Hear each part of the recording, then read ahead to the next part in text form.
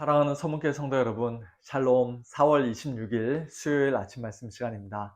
오늘 아침에 함께 묵상하실 하나님의 말씀은 민수기 18장 21절부터 32절까지인데요. 그중 21절부터 24절까지의 말씀을 제가 봉독해 드리겠습니다. 내가 이스라엘의 11조를 레위 자손에게 기업으로 다 주어서 그들이 하는 일, 곧 회막에서 하는 일을 감나니 이후로는 이스라엘 자손이 회막에 가까이 하지 말 것이라. 죗값으로 죽을까 하노라.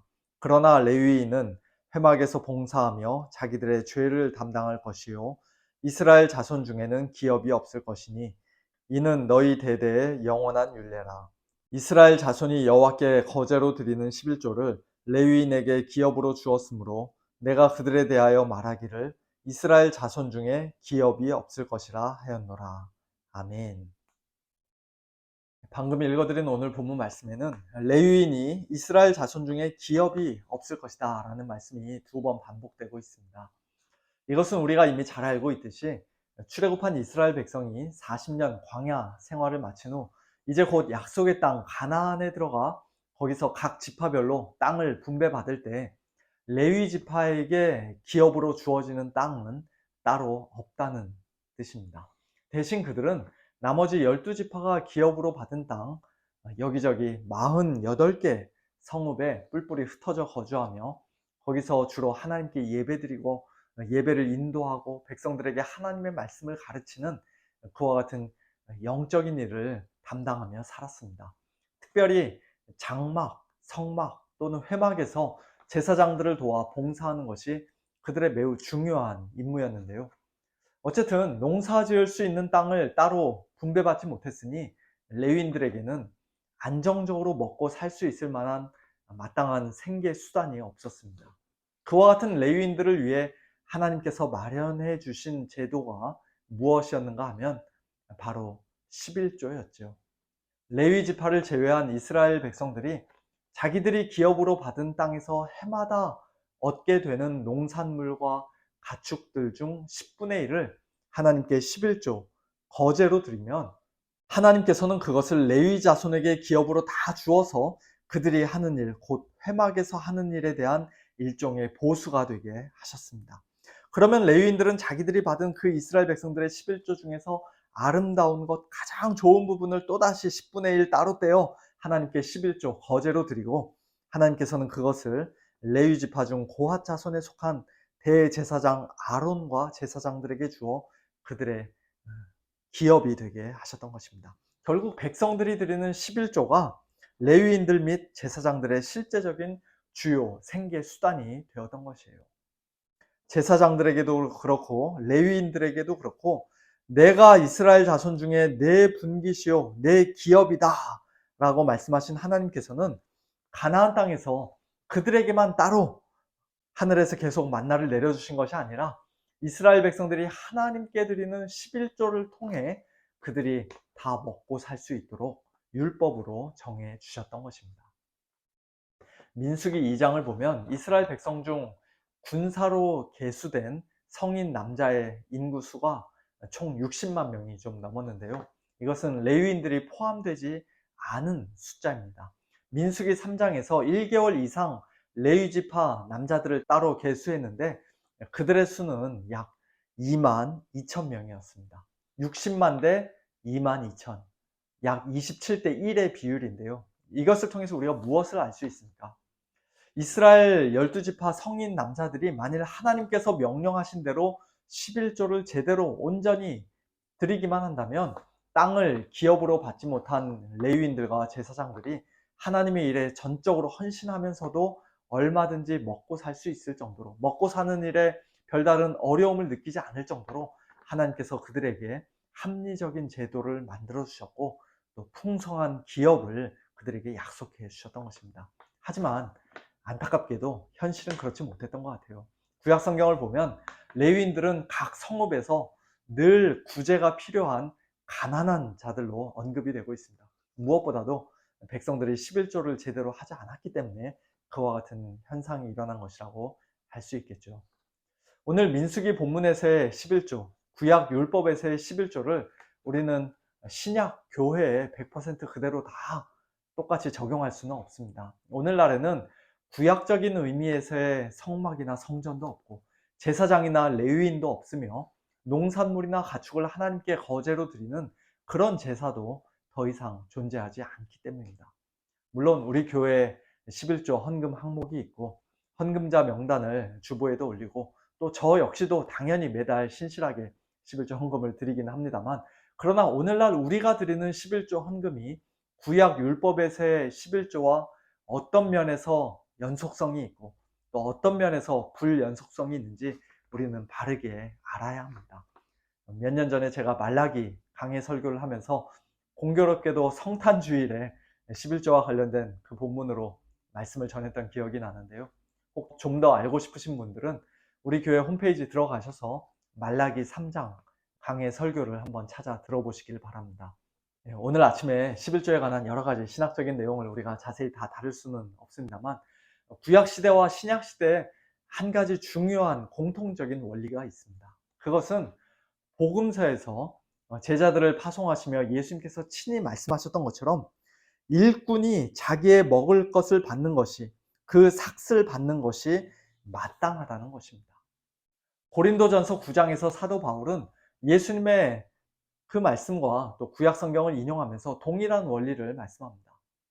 성전의 일을 하는 자들은 성전에서 나는 것을 먹으며 제단에서 섬기는 이들은 제단과 함께 나누는 것을 너희가 알지 못하느냐. 이와 같이 주께서도 복음 전하는 자들이 복음으로 말미암아 살리라 명하셨느니라. 물론 사도 바울은 자기가 얼마든지 누릴 수 있는 그 정당한 권리를 고린도 교회나 데살로니가 교회와 같은 특수한 상황에서는 전혀 사용하지 않고 천막을 만드는 자신의 기술을 가지고 생계를 유지했습니다. 그래서 어떤 분들은 오늘날의 사역자들도 다 사도 바울을 본받아 자비량으로 선교하거나 목회해야 한다고 주장하기도 합니다. 하지만 사도 바울의 그와 같은 소위 자비량 선교가 모든 사역자들에게 원칙이 되어야 하는 것은 아니죠. 사도 바울도 빌립보 교회 성도들에게는 그들이 보내준 선교 헌금을 받았습니다. 그리고 그렇게 복음의 사역자들을 위한 빌립보 교회 성도들의 그 헌금은 단순히 사도 바울 개인을 인간적으로 도운 것이 아니라 무엇보다도 하나님께서 받으실 만한 향기로운 제물이요 하나님을 기쁘시게 한 것이었다고 그는 말씀합니다. 이 원리는 오늘날에도 마찬가지예요.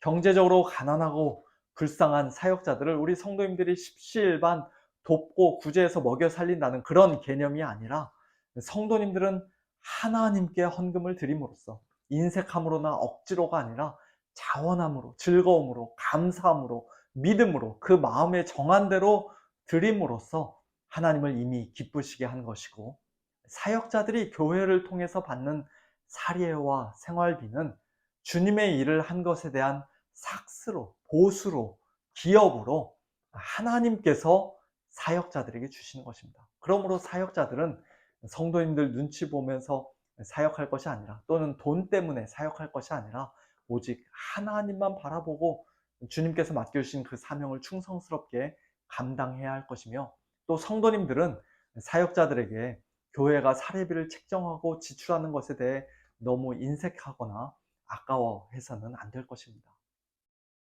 요즘 미국도 그렇고 한국도 그렇고 모든 신학교마다 신학생들이 너무 많이 줄었다는 안타까운 소식을 자주 듣습니다. 목사가 되겠다고, 선교사가 되겠다고 헌신하는 사람들이 그만큼 별로 없다는 것이죠.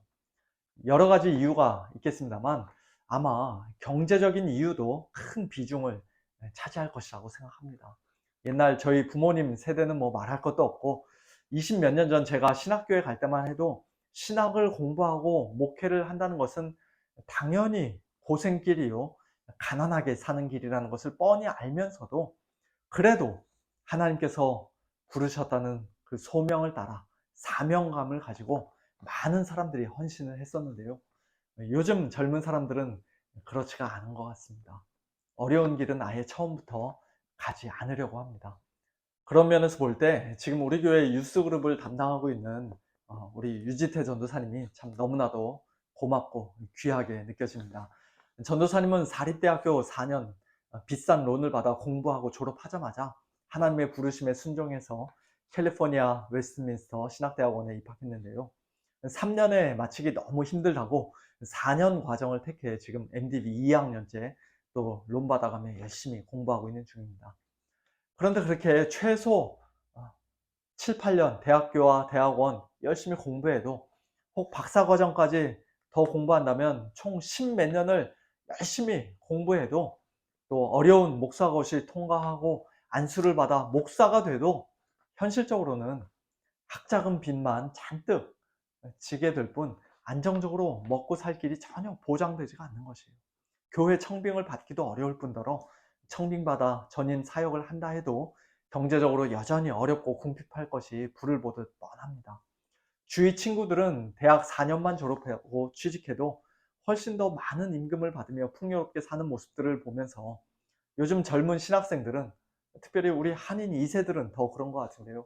내가 과연 이 길을 가야 하나? 마음속에 깊은 회의가 생기고 심각하게 고민하게 되는 것이죠. 몇 년 목회하다가 중간에 포기하는 분들도 많이 있다고 합니다. 너무나도 안타까운 일이 아닐 수가 없습니다. 저는 우리 교회가 비록 규모가 큰 교회는 아니지만 각 부서마다 훌륭한 목회자들, 사역자들 모시고 함께 주의 일을 감당하며 주님을 섬길 수 있어서 얼마나 기쁘고 감사한지 모르겠습니다. 우리 성도님들 모두 다 힘들고 어려운 상황에서도 정말 최선을 다해 때로는 힘에 지나도록 하나님께 헌금하시기에 이렇게 여러 명의 사역자들이 함께 섬길 수 있는 것 또한 사실인데요. 담임 목사로서 이 자리를 빌어 우리 성도님들께 감사를 드립니다.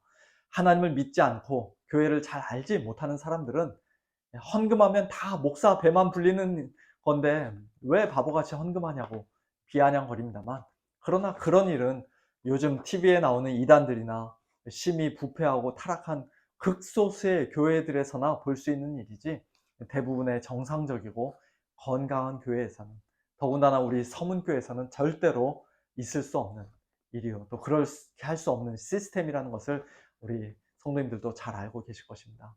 헌금에 관한 설교는 목사에게 언제나 부담스럽고 어려운 설교입니다만, 오늘 민수기 18장에 나타난 11조의 참된 정신과 의미를 따라 드리는 우리의 모든 헌금이 하나님께 향기로운 제물이 되고 하나님을 기쁘시게 해드리며 또한 우리 서문교회를 더욱더 든든히 세우는 일에 계속해서 아름답게 쓰여지게 되기를 예수님의 이름으로 축원합니다.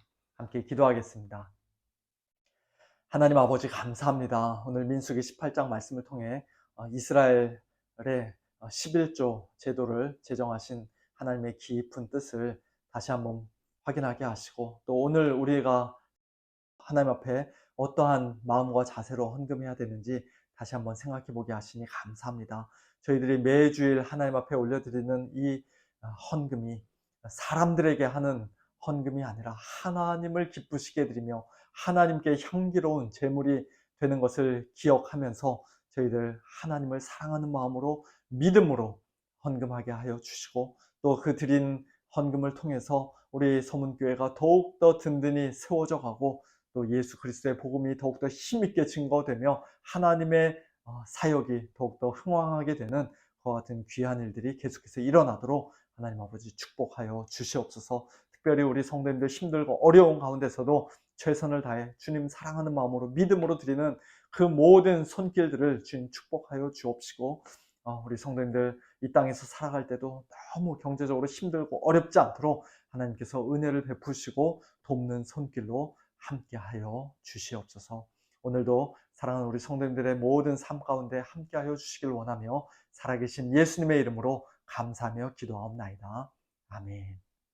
성도님들 오늘 하루도 하나님과 동행하면서 또 믿음으로 승리하시는 복된 하루 보내시길 바랍니다. 샬롬.